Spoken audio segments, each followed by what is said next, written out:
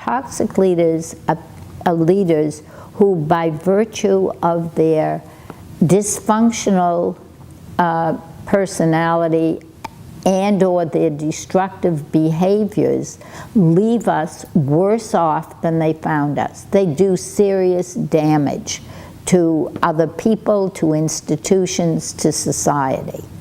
Toxic leadership is a very complex and bedeviling subject, for me at least. And I came to the study of toxic leadership by watching a leader who was thoroughly toxic, and yet he was the president of a large university, and yet his board of trustees thought he was wonderful. And I couldn't believe that if they understood how toxic he was, that they would continue to support him. But much to my surprise, and I guess that was evidence of my own naivete, there was an incident where his corruption and his toxicity was made perfectly clear to the board, and yet they said, oh, he's so charming, and we know he has these minor faults. He'll be the outside person who will be the representative because he's so charming, he's so charismatic. And then we'll have somebody else who really is a very upright, honest, responsible person run the inside. And I was dumbfounded, blown away. And I thought, how could these people, knowing what they know, continue to support this person? So he became my, I guess you might call him my negative muse. I began to think about, why would intelligent people, when they know that somebody is a toxic leader, continue to follow that person?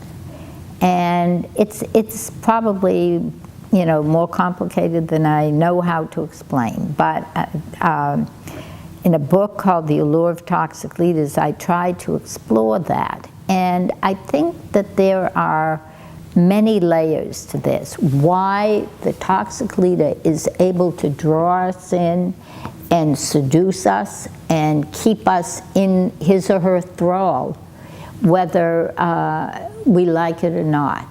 And I think perhaps the most fundamental level on which this occurs is at an existential level.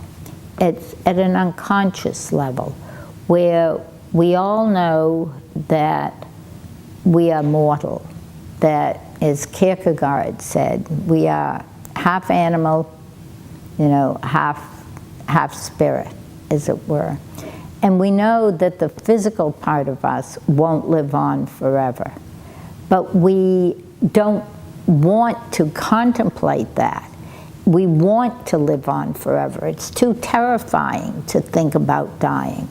And so we think about doing something, and we are always attracted by invitations to do something that will make us live on, if not physically, symbolically. So we will be remembered, so that the time we spent on earth is not wasted. And that fear of death makes us vulnerable to toxic leaders, because they offer us something. They offer us, the way they paint it at least, the possibility of engaging in a noble enterprise. Well, that's what leadership should be about. It should be about engaging in noble enterprises that bring meaning to our own lives and that bring better conditions for the world around us. But oftentimes, toxic leaders, in fact, most of the time, toxic leaders disguise very malevolent enterprises as noble enterprises.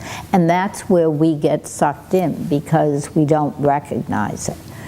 And I think it is really important for us to be able to identify toxic leaders, so we are not so enamored of them, so we are not so enthralled by them, so we can extricate ourselves from them and cut the bonds by which they bind us.